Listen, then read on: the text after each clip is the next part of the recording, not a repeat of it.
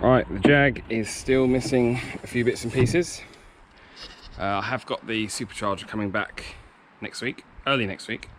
It's been fully rebuilt. It's got a 10% smaller supercharger pulley on it.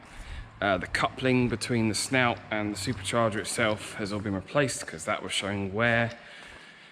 Yeah, it's not been cheap at all. I won't tell you how much because the wife might watch this, but it was many hundreds. But should it be worth it? They reckon about 40 horsepower extra, about 40 foot-pounds of torque. So should be pretty noticeable. It's also coming back clean. They're going to shot blast it or air blast it, media blast it, do something with it, I don't know, but it'll come back clean. So I thought rather than have a shiny supercharger and all the manky other parts, we'll paint them. Now to give you an example, I have already painted this in British Racing Green engine paint. I'll go more into that in a moment, but as you can see, it actually does look really smart. To show you what it looked like before, this is the water housing from the front of the engine, which, yeah, it's you know, it works, it does its job, but it doesn't look great. So I'm going to show you how to make this look like that using my drill. I've got a couple of different ones. I've got a wire wheel there to take all the dirt off and any of the deeper grooves that I can't get that into. We've got this little buddy here. The paint itself, I'll open it up in a moment. It is from E-Tech. I think we ordered these through their website. It was slightly cheaper than Amazon. I'll put a link in the description box below. They do many colours. Just to give you another example of what they do, my mate has a Sierra and he's currently been painting some of his parts, including his engine, in like a violety purple colour. So that's the head, and I got there, you can see where he's done one side of the block. He's also done the water pump, engine mounts, done the pedal to our transmission jack in the workshop. Clearly bored and not got enough to do. So it's actually pretty good stuff. He's done a couple of coats on his and he's only used like not even half a tin of paint. This, again, a single coat, and yeah, really happy with the finish on that. So I'm going to put that somewhere safe. I'll switch it to head cam and then we'll start cleaning this little bit up. Well, I'm going to put gloves on just because I've had these go in my hand before and they hurt.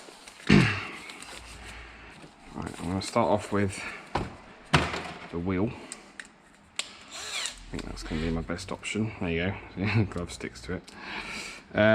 Right, now, ideally, what I probably would like to have done is take the thermostat housing off and polish up these bolts, but the screws that hold the thermostat housing in.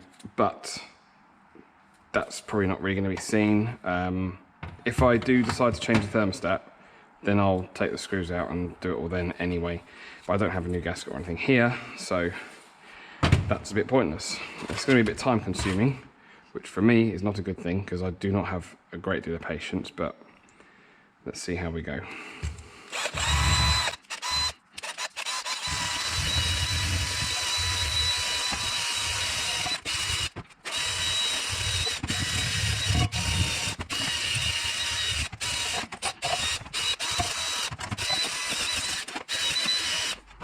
Right, so I've got most of the worst of the dirt off. There's a few bits and pieces. There's always a few areas that you missed.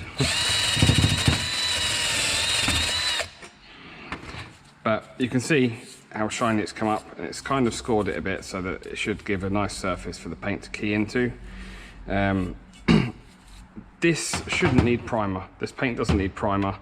So it is just a case of clean it all up, go straight in with the paint. I will mask up all the outlets as well because we don't want paint getting in there. You'll notice I've taken out the temperature sensor and the two gaskets where this screws onto the block.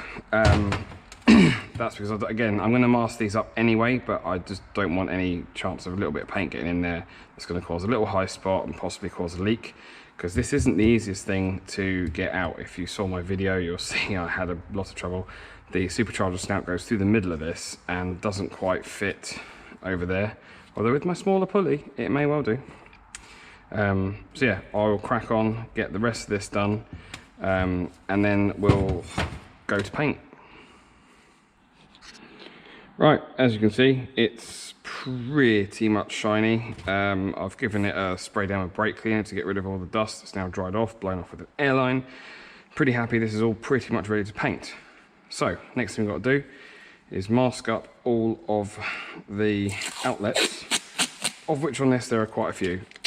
So, I'm going to do one outlet, one of the flat flanges, show you how it's done, and I'll go around and do the rest of it off camera. So, just gonna try and line up the edge of the tape with the edge of the flange here. I'll flip it over.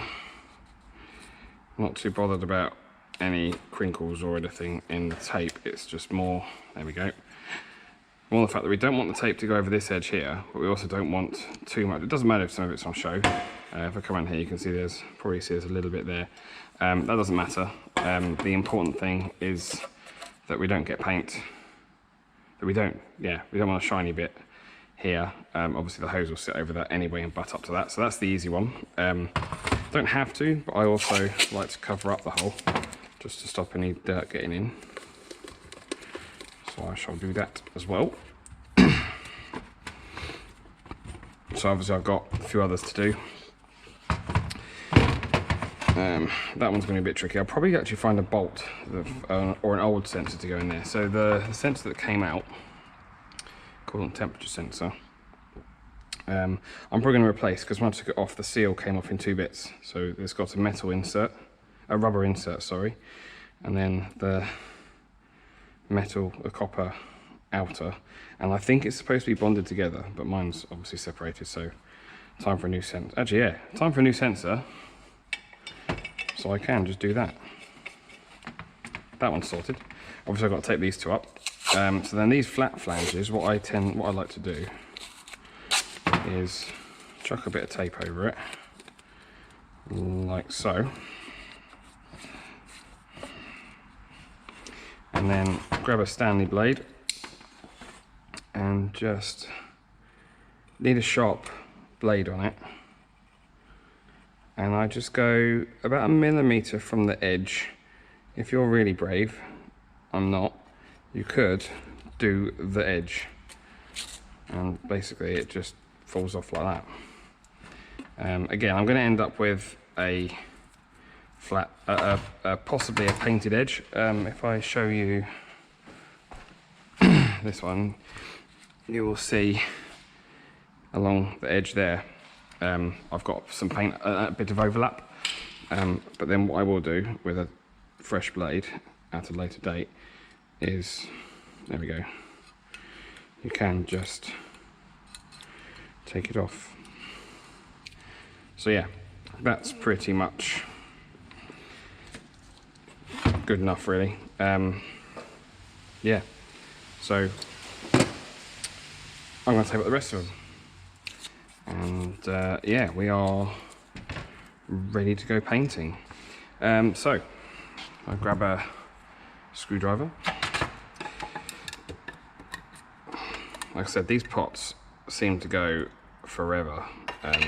I have already painted that plenum, I think it is, and the paint looks like a brand new paint pot. Really important step. Now, anyone who knows me knows I hate painting. It is literally one of the worst things for me. So the fact that I'm doing this just shows how much I think it looks pretty cool. So give it a damn good stir,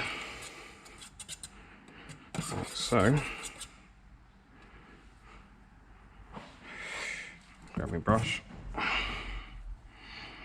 Now all of a sudden I've got a nice green screwdriver. It's just a case of brush it on.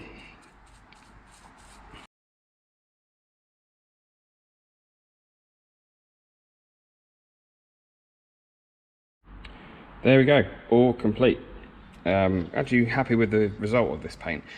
I do like this paint. Even if you put it on thin, it tends to put quite a thick coat on. So yeah, I'm sure there'll be bits I've missed, so I may end up having to touch it up or go over, do another coat. But happy with that. Now, I did have the thought as well of, as obviously my S-Type R is an R, the badge, as a lot of you will know, is British Racing Green and red. So I did have the thought of painting the charge coolers in green and going over the supercharged lettering in red.